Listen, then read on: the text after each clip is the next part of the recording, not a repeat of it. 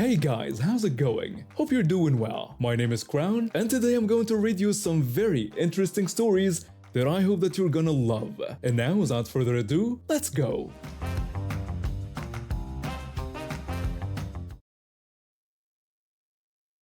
I got my second degree black belt before starting college. I study computer science now. My friend group stuck together through tough classes, especially calculus 2.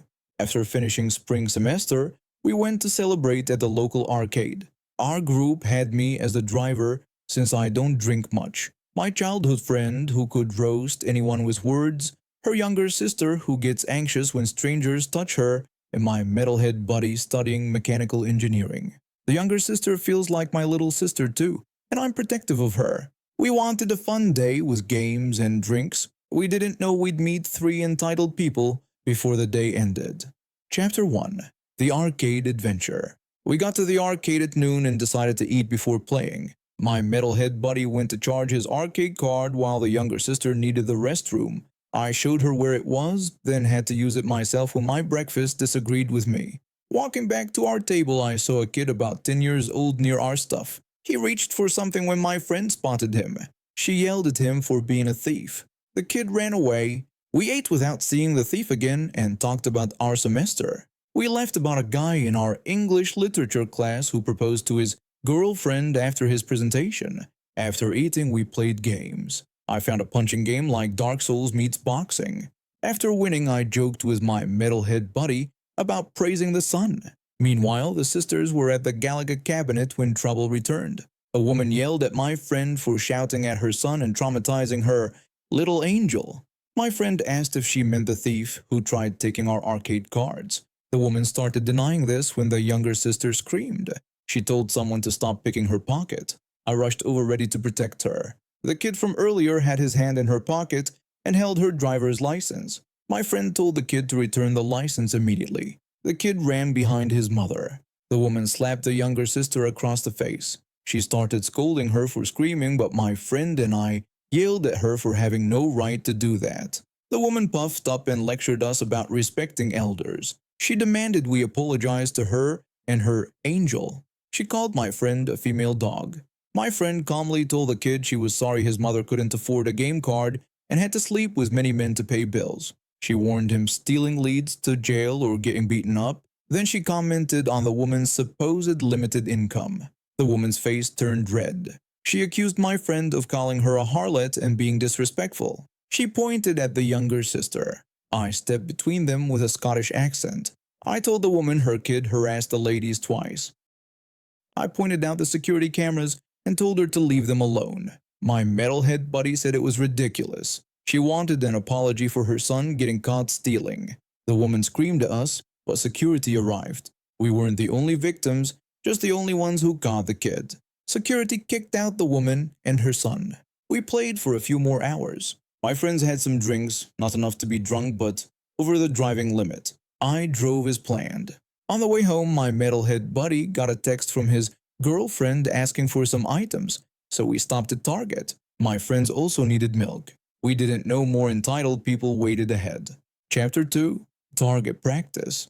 At Target, we split up for our items. I went for cereal, thinking about beef jerky too. I saw my metalhead buddy checking his phone, wearing his lucky red polo shirt he wore when winning a gaming system.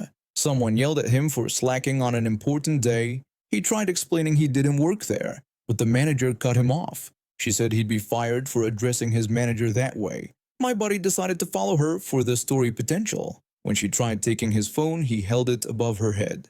They went to her office. I texted his girlfriend about what happened and asked what she needed so I could get it. Then I found my other friends. On our way to electronics, we saw an old woman struggling to reach a high shelf. Being tall, I grabbed it for her. She asked about mouthwash, so I showed her where it was and helped her get the right kind. After helping her, walking past a staff door, someone yelled at me. We ignored it until someone grabbed my shoulder. I faced a middle-aged woman with a manager haircut. She scolded me for ignoring VIP customers and complained about teens. I tried saying I didn't work there. She cut me off, saying she saw me help the old lady. She demanded my name to tell her sister, the manager. I told her my name was I don't work here and to go away. She threatened to get me fired and blacklisted. I noticed the younger sister recording behind my friend. She winked and gave a thumbs up. The woman grabbed my collar and demanded attention. I broke free and used a southern accent. I slowly explained I didn't work there. She insisted I did and complained about lazy employees. I switched to Japanese, telling her she was stupid. She called me a racial slur, thinking I spoke Chinese. I switched to German, telling her she was the dumbest person I'd met. My tone made her stumble back into a shelf.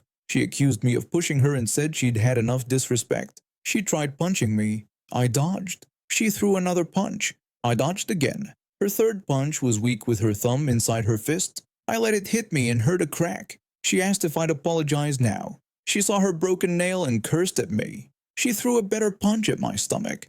I caught it and applied a pressure technique to her fingers. I said "yer days" under my breath. She screamed in pain and begged me to stop.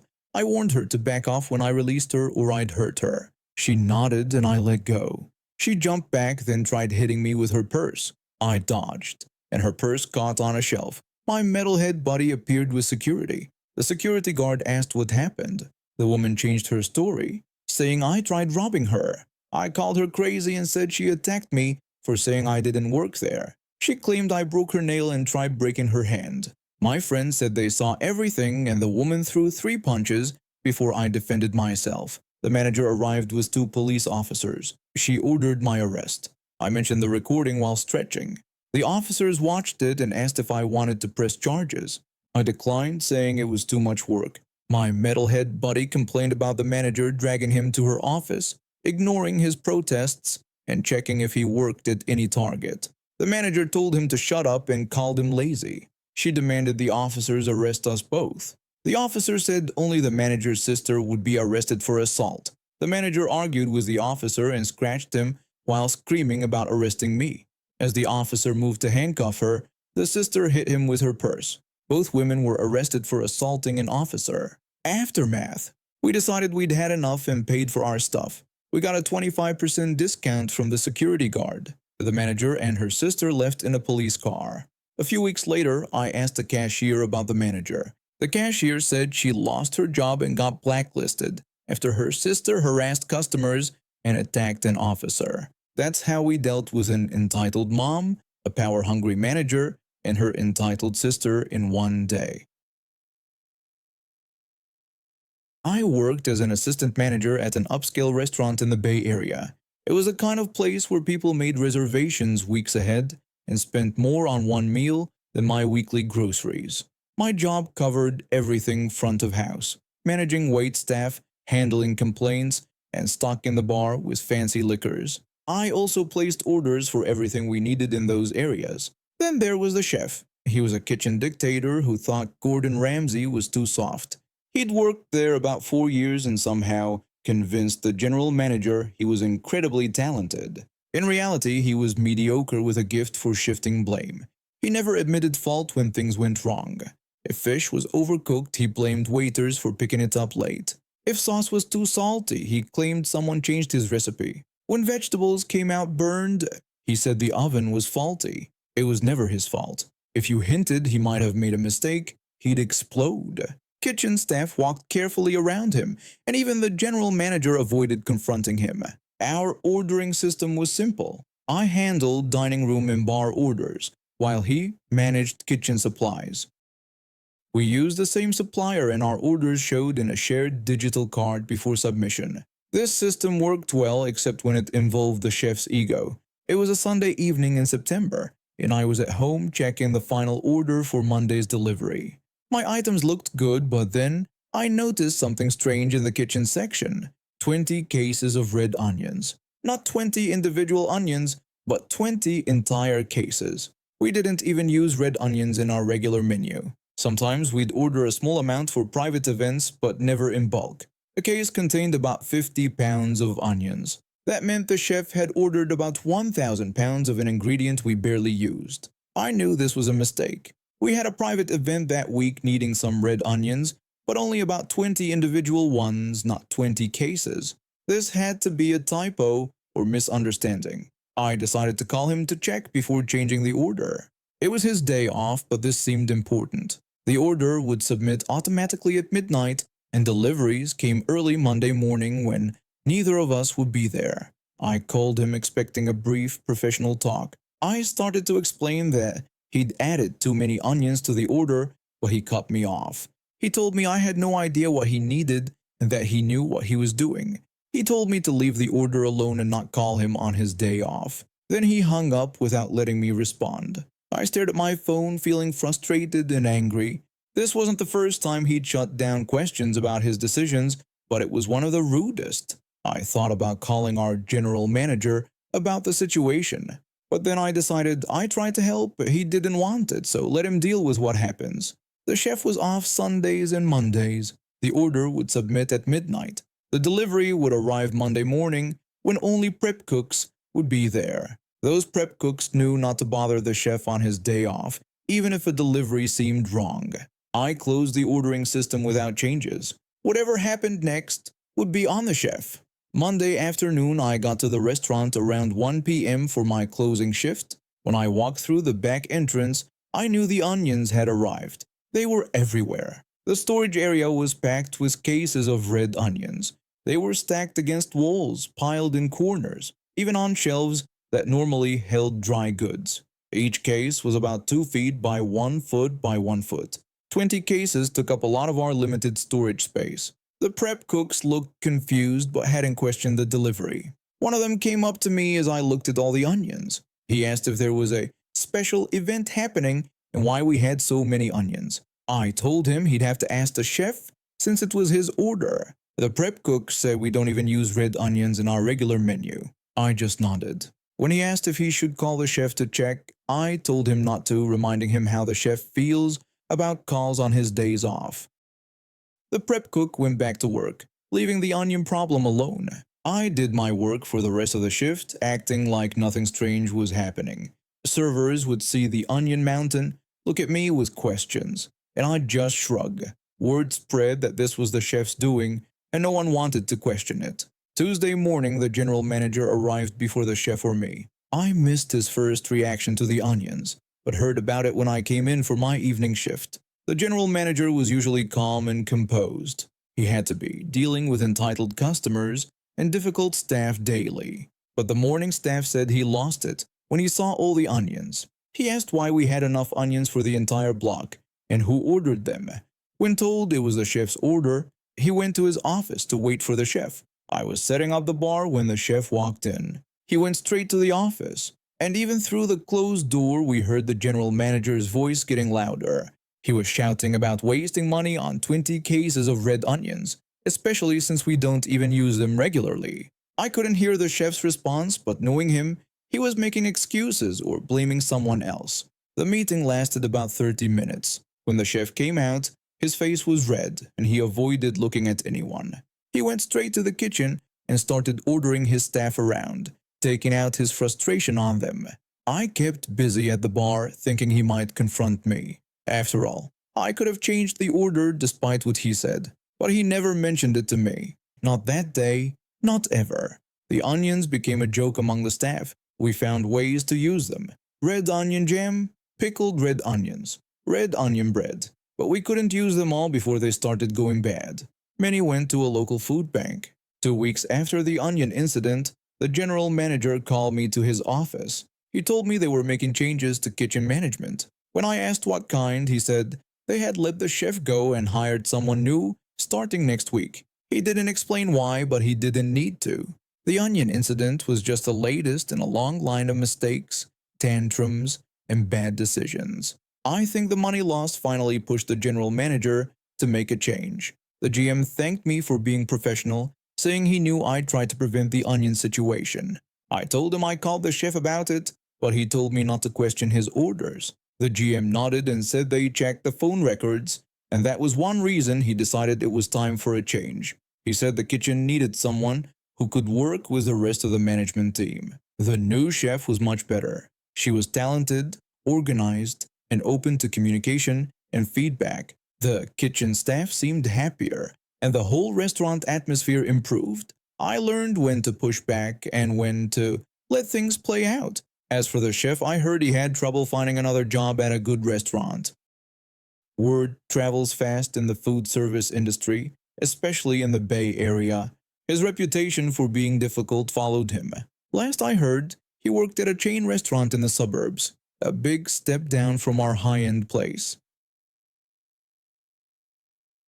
I help out my mom whenever I can. She has a herniated disc in her spine since before I was born. It happened during an accident when she and my dad were moving furniture. A headboard from their bed slammed into the back of her seat. She's also on the heavier side and turning 59 this July, so getting around isn't easy for her. This day, we needed to go to Kroger to pick up her pain medicine since she'd run out, plus grab some groceries. I went in first to get one of those granny carts for her. Then I started running around the store grabbing things she needed while she waited by the pharmacy. I was on one of my go-fetch missions when I heard someone clear their throat behind me. Thinking I was in their way, I stepped aside to let them pass, but then they cleared their throat again, louder this time. I turned around, confused, wondering if maybe I backed up in front of their cart. That's when this lady shoved a list in my hand and started yelling at me. She told me she'd been trying to get my attention for ages. She called me lazy and said I shouldn't only be helping one overweight lady because I had other customers to attend to as well. I was confused. I looked down at what I was wearing to see if I could be mistaken for a Kroger employee. Nope, I had on a black tank top with colorful flowers, unicorn pajama pants, and brown sandals with my hair down. Nothing like a Kroger uniform. I asked her if she was talking about my mom. This lady was wearing a business suit with heels that made her taller than me, and she had that get your manager haircut. She told me that just because someone was my mom didn't mean I should only be helping her. I asked her what she was talking about. Now I'm 5'2", blonde, and a bit chubby. I look harmless, like I couldn't hurt a fly. But I have borderline personality disorder and serious anger issues. I was already in a bad mood because of some other parent situation earlier that day. The lady started speaking slower and louder, like I was hard of hearing or stupid. She told me to help her and do my job, calling me lazy and fat. That did it. This woman couldn't have been much older than me. I'm turning 20 next month, and she was being rude and talking down to me. So I matched her tone, speaking just as slowly and loudly back at her. I asked if I looked like I worked there, pointing out that I was wearing pajamas. She got offended and wanted to speak to my manager. I work at Papa John's, which is nowhere near this Kroger. So I pulled out my phone, called my store, and asked my co-worker to get whoever was in charge. It was my favorite manager who loves me. I handed my phone to the lady, who started ranting before my manager could even talk. She complained about how I was being rude and tried to assault her, which I hadn't, though I was thinking about it. My manager waited for her to finish. My manager asked if she was talking about a small blonde girl with pink in a bit of her hair. When she said yes, he told her that I didn't work at Kroger, but at Papa John's, and that I was off today so he couldn't help her with her complaint. This made her angrier. She threw my phone on the ground and then grabbed me by my ear, dragging me up to the help desk. I pushed her arm off my ear and she started screaming like I'd broken her arm. The store manager came out. I talked to him before at my Papa John's since he's a regular customer. He asked the lady what the problem was.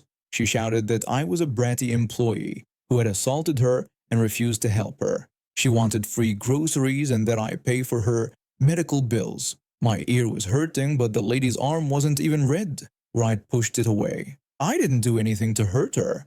The store manager noticed my ear was bleeding and asked the lady about it. She said she was just defending herself when I assaulted her. I was surprised to hear my ear was bleeding. I thought it was just sweat because it's hot here in the South. The manager handed me a paper towel from behind the help desk, and that's when I started to notice the stinging pain. The store manager told her that I didn't work there. She didn't believe him, saying that she saw me helping that fat lady, bringing her a cart and getting things for her. I tried to explain that was my mom I was helping and that her comment was rude, but she cut me off with an insult. The store manager told her not to use that kind of language, especially in front of a minor. I started to correct him about my age, saying that I was almost 20, but she cut in again, saying she didn't care and wanted me fired. At that point, I'd had enough. I told her that I didn't work there at all. I told her how she had asked for my manager, broke my phone, and dragged me by the ear, which was now bleeding. I said I was just trying to find some Gatorade when she got in my face. I told her she thought she was better than me and probably had a cushy job her parents got for her. I said she had no common sense or politeness and was probably raised in a rich family that always bailed her out of trouble and taught her it was okay to treat others like trash. I reminded her the world didn't revolve around her, and just because she wanted me to work there so I could be fired didn't make it true. I ended by saying if sense were common, everyone would have it, and she was proving my dad right. That's when she hit me. 2 years of taekwondo training kicked in. I punched her in the solar plexus, knocking the wind out of her. She fell out of those tall heels she was wearing. The cops got called and she was charged with assault and avoiding arrest. The store manager tried to give me a coupon, but I said no because seeing an adult throwing a tantrum while getting taken away in a police car was enough. I have to go to court to testify soon. I refused medical help since I don't have insurance and can't afford it. So now I'm at home with my ear bandaged up, still shocked by how crazy people can be. The whole drive home, my mom kept switching between being worried about my ear and laughing about how the lady looked when she fell. Even with all the pain medication, my mom said it was the most entertaining grocery trip she'd had in years. The next day, I went back to work with my bandaged ear, and my manager, who I'd called during the incident, had already told everyone what happened. My co-workers put money together to get me a new phone since mine got broken when that lady threw it. The court date is coming up next week, and I'm nervous about it. I've never had to testify in court before, but the police officers who came that day told me that with the store's security footage and many witnesses, including the store manager, it should be easy. My mom feels guilty about the whole thing, like it's her fault that I got caught up in this mess while helping her. I keep telling her it's not her fault, some people are just crazy. If I hadn't been there, who knows what that lady might have done to some actual Kroger employee who couldn't defend themselves. I've learned to maybe avoid wearing pajamas to Kroger, though I'm sure there's no way unicorn pants could be mistaken for a Kroger uniform. And now we have reached the end of today's stories. Thank you for watching, and see you next time.